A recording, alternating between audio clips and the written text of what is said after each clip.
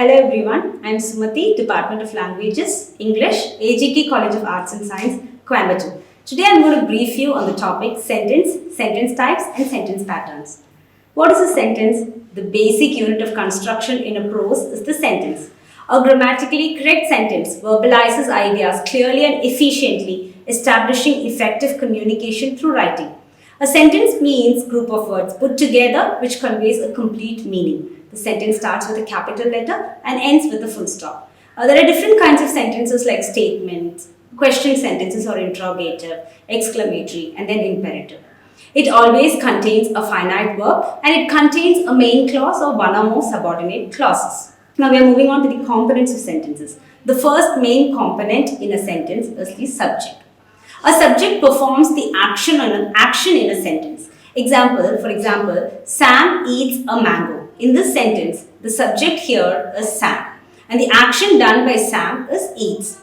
So, Sam eats a mango. In this, Sam is the subject because he is the one who is involved in the action. Now the next component is the verb. A verb is a word that usually indicates some kind of action. Verbs are known as the heart of a sentence. Now in the same sentence, Sam eats a mango, the subject Sam does the action of eating and the word eats is the verb in the sentence. Now verbs are of many kinds. We are moving on to the classification of verbs. The first classification is action verbs and linking verbs. We'll move on to the action verbs first. Action verbs, as the name implies, the action performed by the subject in a sentence is what is known as the action verbs. For example, jump, eat, write, play, drink, all these come under action verbs. Moving on to the next type, that is linking verbs. Again, as per the name, the linking verbs function, the main function of the linking verb is to connect the subject to a subject complement or to the specific state of being. Now let's move on to this example. Madan is hungry. In this sentence, as we all know, Madan is the subject and the word is the linking verb there, which links Madan, the subject, to the word hungry, which is the state of being. Now in the next duty of the linking verb is to describe a subject. Now let's move on to the other example. She is a girl. In this sentence, she is the subject, this is the linking verb and the description done here is the word a girl. So linking verbs are also known as state of being verbs and the most common ones in English are the forms of be, that is am, is, are, was and were. Now, in addition to these two main functions, linking verbs have additional functions too. The first one is they add more details to the subject.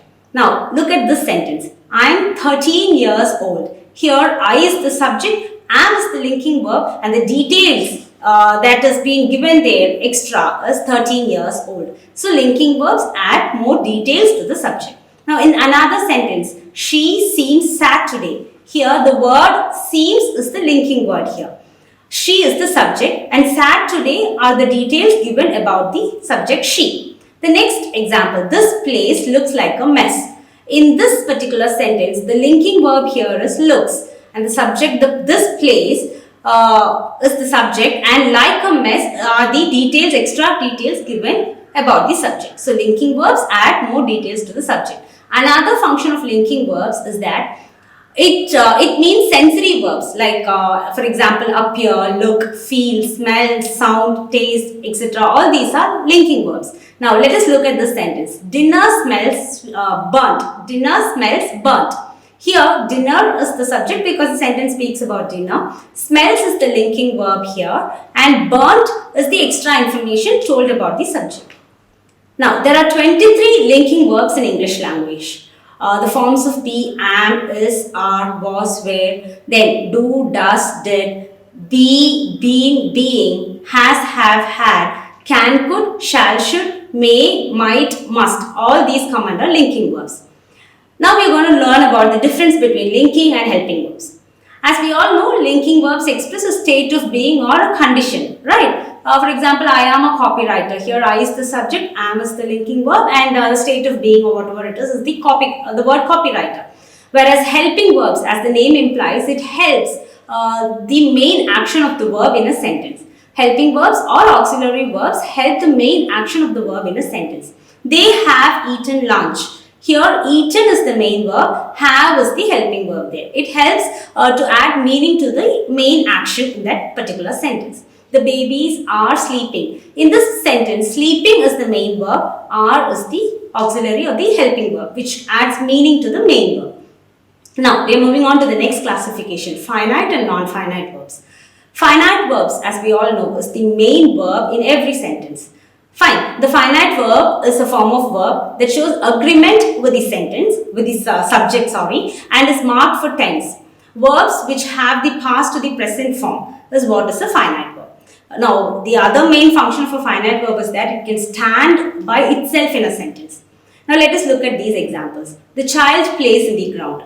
The child plays in the ground is in the present form because the verb plays makes us understand that it is in the present form. Now here the subject is the child. The child is in singular, so we are supposed to agree a singular verb according to the subject. So that is the reason we have agreed plays there. Now in the next sentence, the children play in the ground. Here the subject is the children, which is in the plural form, and the verb that we are supposed to agree with the subject, the children, should be also in the plural form. That is the reason we have substituted the verb play here.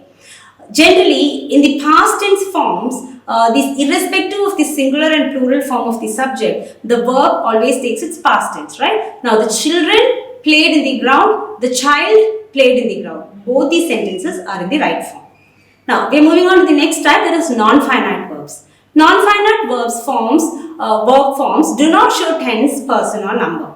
There are three types of non-finite verbs. The first type is infinitive. Infinitive in the sense to plus V1 form, that is the base form of the verb. Any verb that is preceded by the word to is an infinitive. For example, to love, to eat, to drink, to sleep, all these are infinitives. Now let us look at this particular sentence. They go to the library to read the newspaper. In this sentence, they is of course the subject, go to the library, go is the action, that is the main verb there. To read, 2 plus V1, the base form is the infinitive. Now another sentence, we went to the library to read the newspaper. Here the subject is we and we is in the plural form, so we have substituted a suitable verb there, and then to read again is the infinitive form. The infinitive form of a verb such as to read is in the example above is known as the base form and is often introduced by a main verb and the word to as in this particular sentence. Moving on to the next type of the non-finite verb, that is gerund. A gerund is the noun form of the verb that ends in ing. Example like playing, dancing, eating. Now, there is an easy method to find out a gerund in a sentence. To determine whether a word in a sentence is a gerund, what we have to do is first look at the words ending in ing in the sentence. If that word can be replaced by a pronoun it, then the word is a gerund. Now, listen here. Swimming is my favorite sport. The word swimming is the gerund here. We are going to replace it instead of swimming. It is my favorite sport. So it means the right. So swimming is a gerund there. Being used as a noun, a gerund can function also as a subject or a subject complement or a direct object, an indirect object or even an object of a preposition. It has got many functions like this. Finally, the gerund form appears when the verb is treated as an object or a subject as in the sentence below. Now, looking for solution is something he enjoys. Here the word looking is a gerund. Now, the third type of non-finite verb is the participle. Participle of two types, present participle and past participle. Now, participle is a word that is formed from a verb that ends in ing if it is present participle or ed or en etc. if it is a past participle. Participles are used to form tenses of the verb or adjectives. Now, example here below, I have forgotten my lines. I have forgotten my lines is the past participle example. The participle form appears when the perfect or progressive tense is used as in this below sentence. He is looking for a solution. The word looking here is the participle and it is in the present participle form. Now, finite and non-finite verbs, the final example is this. We'll just discuss the difference between these two in this example. The main difference between the finite verbs and the non-finite verbs is that the finite verb can act as the root of an independent clause or a full sentence. Now, look at this particular sentence. The man runs to the store to get a gallon of milk. Here, runs is a finite verb because it agrees with the subject man. Man is singular. The subject man is singular. So, runs is the verb that agrees with the subject, that is a finite verb. Fine. Now, get is a non-finite verb because it does not agree with the subject or mark the tense. Rather, get is an infinitive because it depends on the main verb runs. But by simplifying the sentence, we can see that runs has the ability to act as the root of an independent clause. Now, we are moving on to the next classification, transitive verbs and intransitive verbs. Our transitive verb is a verb that requires an object to receive the action. Objects generally can be found out when we ask the question what or whom. If we ask the question what and if we get the answer, that becomes the direct object. And if we ask the question whom and if we get the answer, that becomes the indirect object. Now look at this below sentence. The girls carry water to their village. Here the girls carry what? If you ask the question what, you get the answer water, and water is the direct object. Now the girls is the subject and carry is the action done by the girls, so that is the verb. Intransitive verbs do not require an object. The below example will help you to understand that. They jump. This is the sentence wherein there is no object, so that particular verb jumped is an intransitive verb. Adverb. Adverb is one among the parts of speech. Generally, the function of an adverb is to describe the verb or to modify or qualify the verb. To speak more about the verb is what an adverb is. Adverbs or adjuncts is a word that answers the question where, how, when, etc. Depending upon the kinds of adverbs, it answers the questions accordingly. Adverb of time answers the question when, adverb of place answers the question where, and adverb of manner answers the question how, etc. Now let us look at this below sentence. They went to school by bus yesterday. In this particular sentence, the subject is they and the action done by the subject is went. Now, the adverbs here, they went where, answers the question where, and the answer to the question where is to school, which is adverb of place, by bus is adverb of manner, and yesterday is the answer for adverbs of time. The next component which we are going to learn is subject complement. When the complement comes after an intransitive verb, that becomes a subject complement because intransitive verbs generally don't have an object. The next one is object complement. An object complement, as the word object is found in that, comes it's a word or phrase which is used after the transitive verb because transitive verbs generally have an object. Now look at this example. The boys selected me president. The boys is the subject here, selected is the verb. Selected whom? If you ask the question whom and if you get the answer as me, that becomes the indirect object. So selected verb is a transitive verb there. Next we are moving on to the next topic, that is sentence pattern. Following the correct sentence pattern makes us write a grammatically correct sentence. There are 6 sentence patterns basically. The first sentence pattern is SV, that is subject and verb. For example, ships sail. In this particular sentence, ships is the subject and the work done by the subject is sail. Now we'll have to note one particular action here. The word sail is a verb, it is an action verb, it's a finite verb.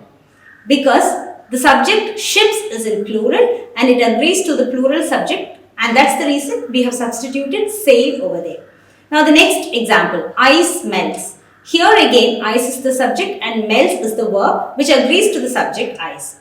The students and the teacher read. Here it's a compound noun there, the students and the teacher. Being a plural, we agree this verb accordingly, and that is the reason we have substituted the verb read there. Moving on to the second subject pattern, that is SVO. S stands for subject, V stands for verb, and O stands for object. Before we move on to it, let me sum up what an object is.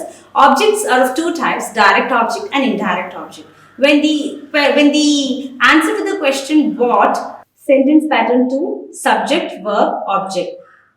The object is the term that answers to the question what or whom. Now, in this example, cats love milk. The subject obviously is the word cats. The verb, the action done by the subject is love, and cats love what? To that particular question, the answer that we get is milk. So that word milk is the direct object. Now moving on to the next sentence, she wanted to buy a car. She is the subject, wanted is the verb. She wanted to buy what?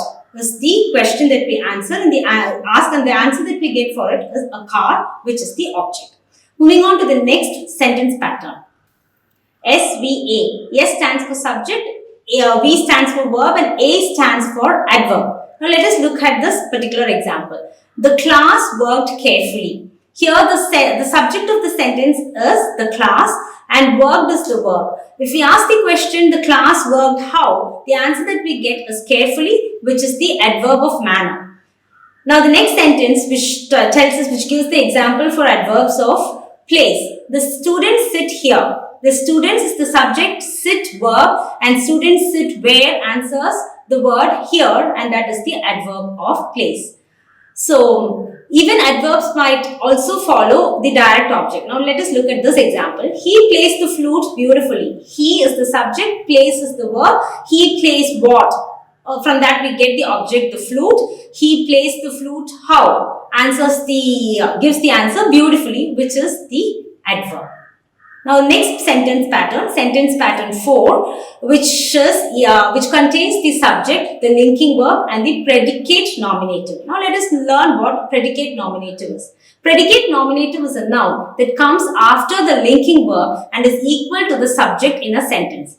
For example, the teacher is Mr. Satish. Here the subject, the teacher is the subject, this is the linking verb, but Mr. Satish is also a noun, right? So the word that comes after the linking verb will be equal to the subject in the sentence, and that is what is known as predicative nominative. Now the next sentence, the teachers are Mr. Satish and Miss Leena. Here again, the teachers is the subject, being plural, we have substituted the linking verb are there to agree the subject, and then Mr. Satish and Miss Leena serve as the predicate nominative here. Now moving on to the next sentence pattern 5. It contains the subject, linking verb, and predicate adjective. Now let us learn what predicate adjectives are. Predicate adjectives are those which modify or describe the subject of a sentence or clause and are linked to the subject by a linking verb. As generally the function of an adjective itself is to describe the noun, right? So the teacher is kind. In this sentence, the teacher is the subject and is the linking verb, and kind is the word which serves as the predicate adjective. Now the next sentence, Rahim is intelligent. Here again, Rahim is the singular subject. Is the linking verb, because the subject being singular, we have substituted the linking verb also in singular form. Rahim is intelligent. The word intelligent is the predicate adjective. Moving on to the last sentence pattern, which is subject, verb, indirect object, and direct object. Now let us look at this sentence. The teacher gave the class a test. The teacher being the subject, gave is the verb. The teacher gave whom, if you ask the question whom, you get the answer as the class, which serves as the indirect object, and the teacher gave the class what? For that particular question, we get the answer as a test, which is the direct object. So this particular sentence has got the indirect object, the class, and also the direct object, a test. Now let's move on to the next sentence. Mr. Satish gave Kannan and John a test. Here, Mr. Satish is the subject, and that is a singular subject. Gave is the verb. So, Mr. Satish gave whom a test. If you ask this question, we get the answer as Kannan and John, which serves as the indirect object. And for the direct object, we should ask the question what. Mr. Satish gave Kannan and John what? And the answer for that is a test, which serves as the direct object. Now, next we are moving on to sentence types. Using different types of sentences will make your speech or writing sound and look well structured and will aid to deliver your thoughts and ideas in a clear and effective manner. So there are 4 different kinds of sentences in English grammar. The first one is declarative or assertive sentences. A declarative or assertive sentences is an informative one which ends with a period or a full stop. For example, I like fantasy novels, or this is a White House, or something of that sort. Again, these declarative sentences are divided into 2, affirmative and negative sentences. Affirmative are sentences which completely convey a positive meaning, and negative sentences are those which has got a negative word in it which conveys a negative meaning. Now let us look a few examples. He is a good boy. In this particular sentence, this conveys a positive meaning, so this is an affirmative sentence. If you're going to add a negative word, not or so, he is not a good boy. In this case, not is found in that sentence, it gives a negative aspect there, so that becomes a negative sentence. Negative words like not, no one, none, neither, nor, then, hardly, barely, scarcely, all these can make the sentence negative. Now, moving on to the next sentence type, imperative sentences. Imperative sentences generally express a command, order, request, proposal, entreaty, etc. Now, for example, open the door. The command, open the door, becomes an imperative sentence. If it is going to be a request, please lend me a pen, that becomes a request. Then next we are moving on to next sentence, interrogative sentences. An imperative sentence is a sentence that expresses a command, an order, or a request. For example, close the door is an example for an order, and please pick up the notes when you come is an example for a request. Moving on to the next type, that is interrogative sentences. An interrogative sentence is one that is used to question something and it ends with a question mark. There are two types of interrogative sentences. One is WH questions and the other one is yes or no questions. WH questions generally start with the WH words like what, when, where, how, etc. The answer to this WH questions will be in a sentence. For example, what is your name? The answer for this could be in a sentence. Whereas the next type of sentence, that is yes or no questions, starts with an auxiliary verb and the answer to these questions will be either yes or no. For example, are you a student? Question mark. For this particular question, the answer could be either yes or no. Moving on to the next type of sentence, that is exclamatory sentences. An exclamatory sentence is one which is used to express sudden or strong feelings or emotions. It generally ends with an exclamation mark. For example, what a beautiful flower it is! Exclamatory mark. This is an exclamatory sentence. Generally, interjections are also used to form exclamatory sentences. For example, wow, how good this is! Exclamation mark. This is an exclamatory sentence. That was a great match! Exclamation mark. Again, is an exclamatory sentence. So note down that exclamatory sentences ends with an exclamation mark. So learning how to write and speak good sentences is the key to your success as a powerful English communicator. I hope this was quite useful. Thank you.